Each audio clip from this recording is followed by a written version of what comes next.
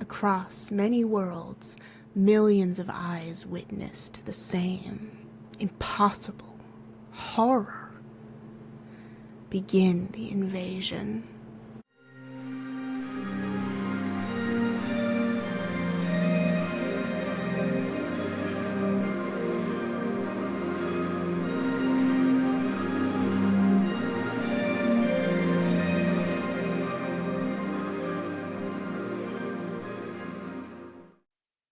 Arthur Clarke once said, "Two possibilities exist. Either we are alone in the universe, or we're not. Both are equally terrifying." The question of whether life exists outside of Earth is one we've spent decades trying to answer. NASA has scanned the known universe trying to identify planets that can support life. It makes you wonder, is there anyone out there? Are they looking for us? And if so, what happens when they find what they're looking for? On September 19th, 1961, Barney and Betty Hill were driving home to Portsmouth, New Hampshire. Betty observed a bright light in the sky near the planet Jupiter. Watching the light move through the sky, Betty believed she was witnessing a shooting star. That was, until the movements became erratic. Urging her husband to pull over for a better look, the couple pulled into a rest stop near the town of Twin Mountain. Using binoculars, the couple were able to see an odd-shaped craft with flashing, colorful lights. Barney dismissed the craft as a commercial airliner. That was, until it made a swift change of direction toward the couple. Returning to the car, the Hills resumed their drive home.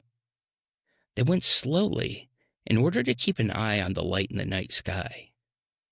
As they reached the outskirts of a town called Indian Head, the craft rapidly descended toward the vehicle.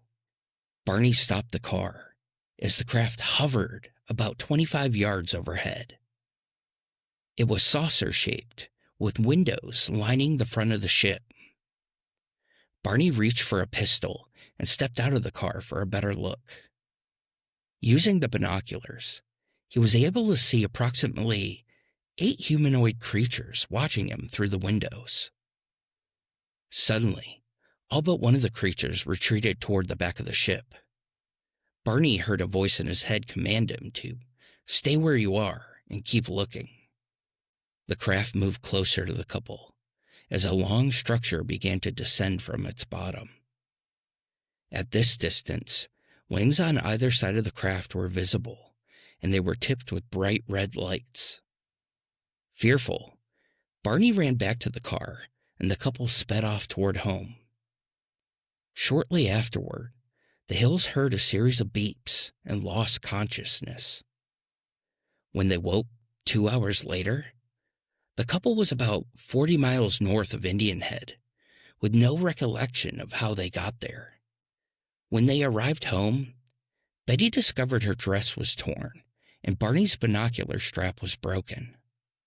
Their wristwatches stopped working, and strange circles were found on the trunk of their car. In the days following the incident, Betty began having strange dreams. The dreams were vivid, as if recalling a memory. She began recording the details and shared the contents with Barney. In one dream, the couple encountered a roadblock. Their car became surrounded by men as Betty lost consciousness. Another, Betty recalled being forced by 2 small men to walk through a forest at night. The strangers were approximately 5 feet tall and wore matching blue uniforms. Their appearance was nearly human, except they were gray in color, with dark hair and eyes and bluish lips. Finally, in her last dream, she recalled being taken to their car and being told to wait and watch the craft's departure. Upon doing so, the couple resumed their drive home. Understanding that pieces of their chronology were missing, they contacted psychiatrist Dr. Benjamin Simon in December of 1963. Dr. Simon administered hypnosis to the Hills to recover the repressed memories. Under hypnosis, the couple recounted their experiences on the spacecraft. The Hills were forced to undress and lie on examination tables. They were poked and prodded with needles, and tissue samples were taken from their hair, nails, and skin. Betty recalled that some of the tests had been painful, but one of her captors had eliminated her pain with a wave of its hand. Barney mentioned that conversation with the aliens had occurred through telepathy. One other detail was revealed during the hypnosis sessions.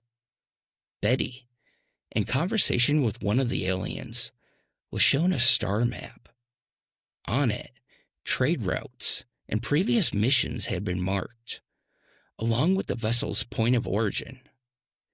Betty redrew the map from memory, and it was examined by teacher and amateur astronomer Marjorie Fish.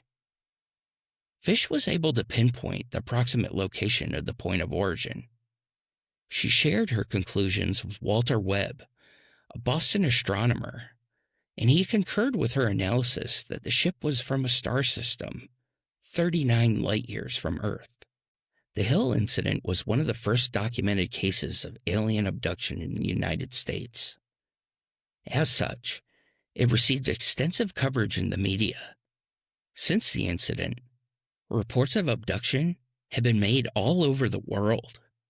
On October 21, 1978, Australian pirate Frederick Valentich radioed the Melbourne Flight Service to report an unidentified aircraft that had been following him. The Flight Service indicated that they were unaware of any other traffic in the area. Valentich mentioned the vessel had passed about 1,000 feet overhead. He described it as having a shiny metallic surface with red and green lights. When asked to identify the type of aircraft, Valentich responded, "It's not an aircraft." These were his last words before the transmission cut to metallic scraping sounds.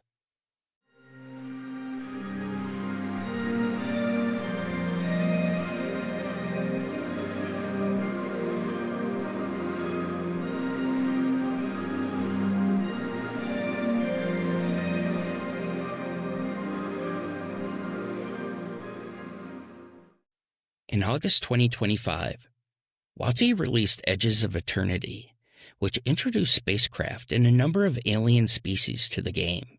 The set was heavily influenced by space operas and popular science fiction. Spacecraft were mechanically unique in that they have station costs that unlock powerful abilities. In my opinion, however, the card that best represents UFO folklore was released almost a year earlier. On September 27th, 2024, Duskmorn gave us Unidentified Hovership. The art depicts a glowing spacecraft hovering in the woods. A person below is shielding their eyes from the ship's beam of light. The craft is saucer-shaped and closely matches the description from the Hill incident. The card's mechanics tell a story. Upon entry, the player may exile a target creature with toughness 5 or less. When the hovership leaves the battlefield, the exiled card's owner manifests dread. The ETB and LTB effects capture the trauma reported by victims of alien abduction. Trauma from being ripped from their home, only to return forever changed.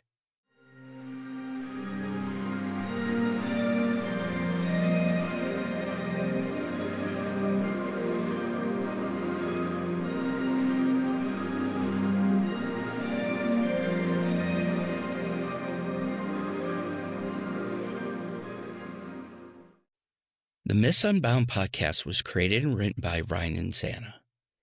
Intro reading provided by Jane Judge, and music provided by JJ Mickey. If you enjoyed this episode, please consider subscribing and leaving a comment. Most of all, thank you for listening.